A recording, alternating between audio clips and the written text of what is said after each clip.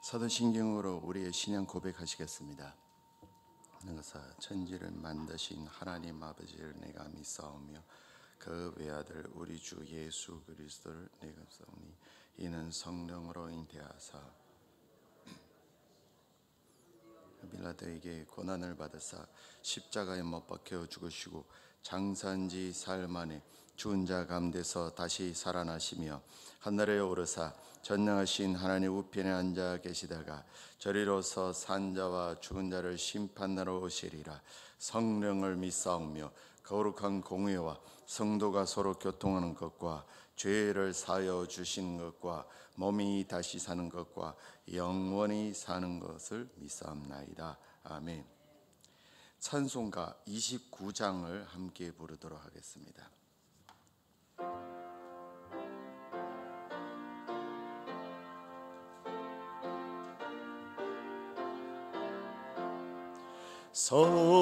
성도여 다 함께 할렐루야 아멘. 주 찬양하여라 할렐루야 아멘. 주 보좌 앞에서 택하신 은혜를 다 찬송하여라 할렐루야 아멘. 만문을 열어라 할렐루야 아멘. 온 하늘 울려라 할렐루야 아멘. 인도자 되시며 친구가 되신 주 그 사랑 끝없다 할렐루야 아멘. 주 찬양하여라 할렐루야 아멘. 찬양은 끝없다 할렐루야 아멘. 거룩한 집에서 전총 기리며 늘 찬송 부르자 할렐루야 아멘. 아멘. 오늘 우리가 함께 나눌 말씀은 역대상 15장 1절부터 29절 말씀입니다. 제가 가진 성경으로는 구약 633쪽입니다. 오늘 같이 봉독할 말씀은 역대상 15장 1절부터 15절까지 말씀을 저와 함께 한 절씩 교독하신 후에 마지막 절은 함께 읽도록 하겠습니다. 1절부터 15절까지만 봉독하겠습니다. 다윗이 다윗 성에서 자기를 위하여 궁전을 세우고 또 하나님의 교회를 둘 곳을 마련하고 그것을 위하여 장막을 치고 다윗이 이르되 레위 사람에는 하나님의 교회를 맬 수 없나니 이는 여호와께서 그들을 택하사 여호와의 교회를 메고 영원히 그를 섬기게 하셨음이라 하고 다윗이 이스라엘의 온 무리를 예루살렘으로 모으고 여호와의 교회를 그 마련한 곳으로 메어 올리고자 하여 아론 자손과 레위 사람을 모으니 그핫 자손 중에 지도자 우리엘과 그의 형제가 120명이요 머라리 자손 중에 지도자 아사야와 그의 형제가 220명이요 게르손 자손 중에 지도자 요엘과 그의 형제가 130명이요 엘리사반 자손 중에서 지도자 스마야와 그의 형제가 200명이요 헤브론 자손 중에서 지도자 엘리엘과 그의 형제가 80명이요 우시엘 자손 중에 그의 형제가 120명이다. 다윗이 제사장 사독과 아비아달을 부르고 또 레위 사람 우리엘과 아사야와 요엘과 스마야와 엘리엘과 아미아답을 불러 그들에게 이르되 너희는 레위 사람의 지도자이니 너희와 너희 형제는 몸을 성결하게 하고 내가 마련한 곳으로 이스라엘의 하나님 여호와의 궤를 메어 올라오라. 전에는 너희가 매지 아니하였으므로 우리 하나님 여호와께서 우리를 찢으셨으니 이는 우리가 규례대로 그에게 구하지 아니하였음이라 하니. 장들과 레위 사람들이 이스라엘 하나님 여호와의 궤를 메고 올라가려 하며 몸을 성결하게 하고 다 같이 모세가 여호와의 말씀을 따라 명령한 대로 레위 자손이 채어 하나님 궤를 꿰어 어깨에 매니라. 아멘. 이른 새벽에 주님의 전에 올라오시면서 9분의 성도님이 일천분제 예물을 드리셨고 한 분의 성도님께서 감사 예물을 드리셨습니다. 장례 광고가 있습니다.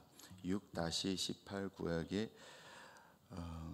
최호영 성도의 부친 되시며 부정의 집사님의 시부 되시는 최종문 성도님께서 소천하였습니다. 발인은 오늘 6월 13일 금요일 날입니다. 빈소는 인하대병원 장례식장 2호실입니다.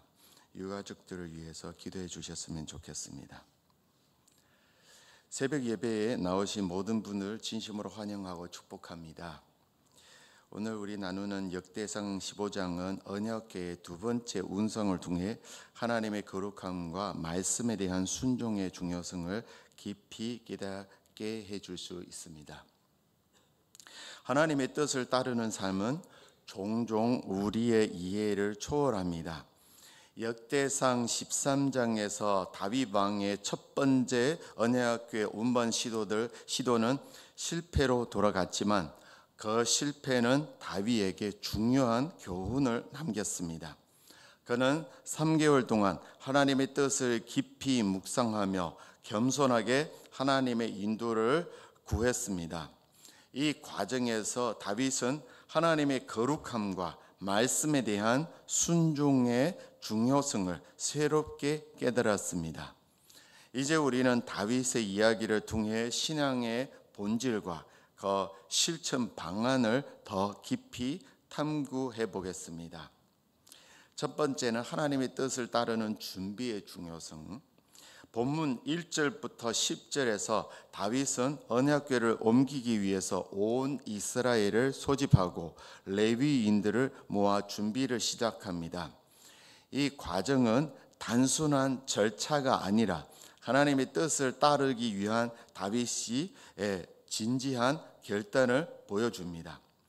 다윗은 하나님의 궤를 모실 장막을 다윗성에 먼저 준비하고 궤를 옮기기 위한 준비위원회를 구성합니다. 특히 이번에는 군사지휘관이 아닌 아론 자손과 레위인들이 중심이 되어 준비되었습니다. 2절을 보면 이는 레위인만이 언약궤를 옮길 자격이 있음을 깨달았기 때문입니다. 여기서 중요한 점은 다윗이 단순히 자신의 계획을 추진하는 것이 아니라 하나님의 말씀에 따라 행동했다는 것입니다.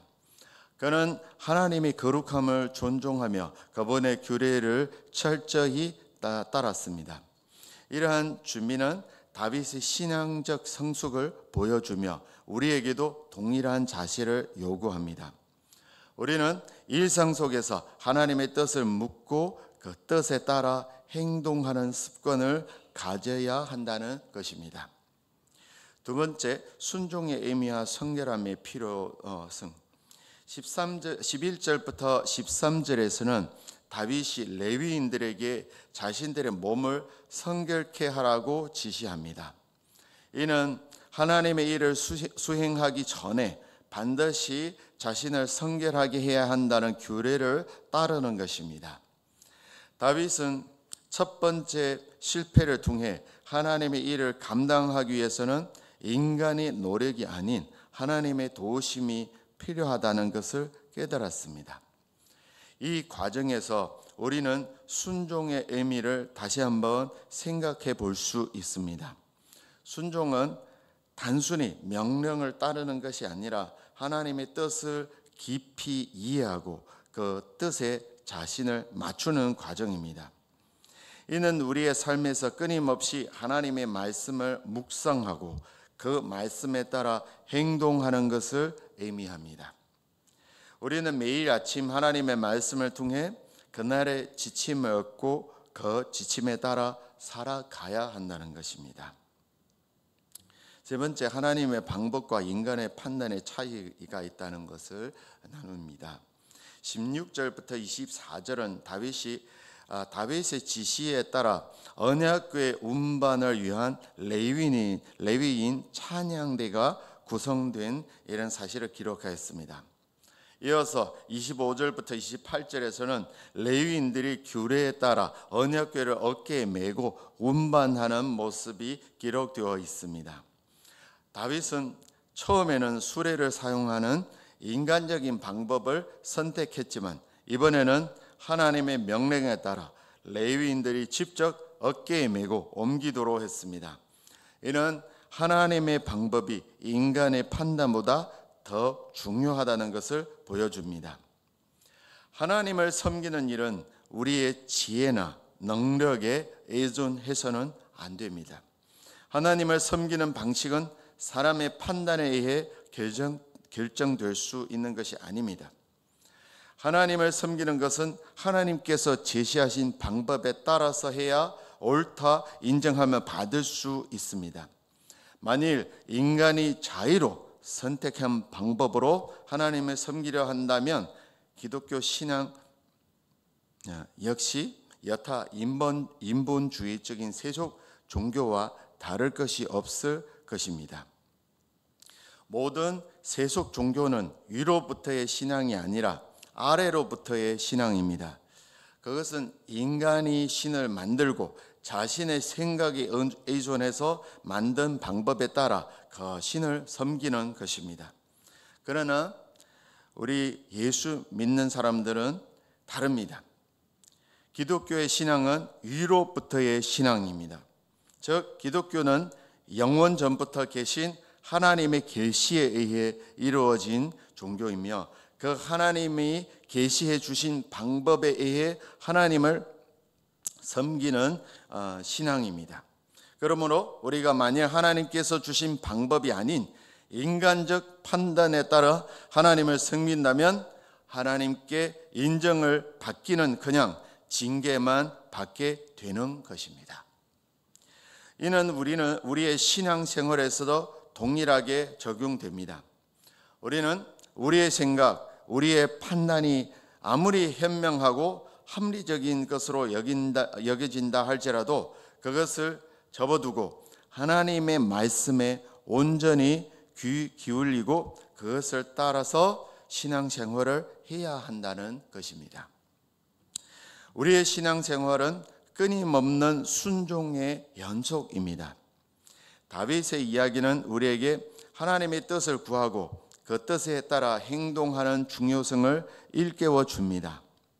우리는 자신의 생각과 판단을 내려놓고 하나님의 말씀에 귀 기울여야 합니다. 이를 통해 우리는 하나님의 거룩함을 더욱 깊이 경험하고 그분의 뜻을 온전히 따를 수 있습니다. 마지막으로 사도 바울의 고백처럼 빌립보서 3장 7절부터 8절을 보면 그러나 무엇이든지 내게 유익하던 것을 내가 그리스도를 위하여 다 해로 여길 뿐더러 또한 모든 것을 해로 여김은 내 주 그리스도 예수를 아는 지식이 가장 고상하기 때문이라. 사도 바울의 고백하는 것처럼 우리는 그리스도를 아는 지식을 가장 고상한 것으로 여기고 그분을 위해 우리의 모든 것을 내려놓아야 합니다. 우리의 삶은 자신의 유익을 구하는 것이 아니라 하나님의 유익을 구하는 삶이어야 합니다. 오늘 이 아침 이 예배 시간에도 우리는 하나님의 말씀에 순종하며 그분의 뜻을 실현하는 성도가 다 되기를 간절히 소망합니다. 기도하겠습니다. 천지 만물을 창조하시고 우리를 자녀 삼으신 거룩하신 하나님 아버지, 오늘 이 새벽에 주님의 말씀을 통해 우리에게 귀한 가르침을 주심에 감사드립니다. 주님의 말씀은 시대를 초월하여 언제나 정확하고 변함없는 진리임을 깨닫게 해주셔서 감사드립니다. 우리가 주님의 말씀을 더욱 깊이 이해하고 그 말씀에 온전히 순종하는 삶을 살 수 있도록 성령님께서 우리의 마음과 생각을 인도해 주시기를 간절히 기도합니다.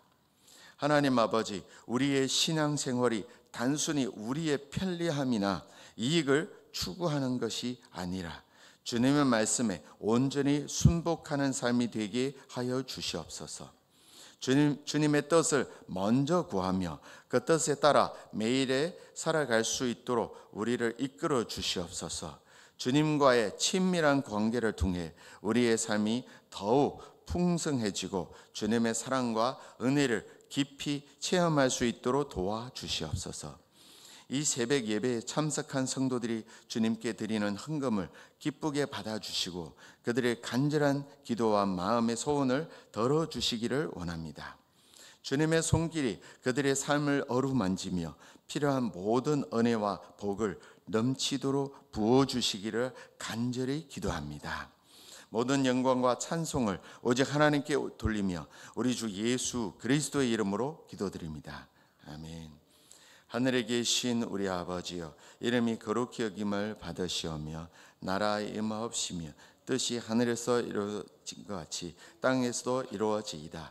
오늘날 우리에게 일용할 양식을 주십시고 우리가 우리에게 죄 지은 자를 사하여 준 것 같이 우리 죄를 사하여 주옵시고 우리를 시험에 들게 하지 마옵시고 다만 악에서 구하옵소서.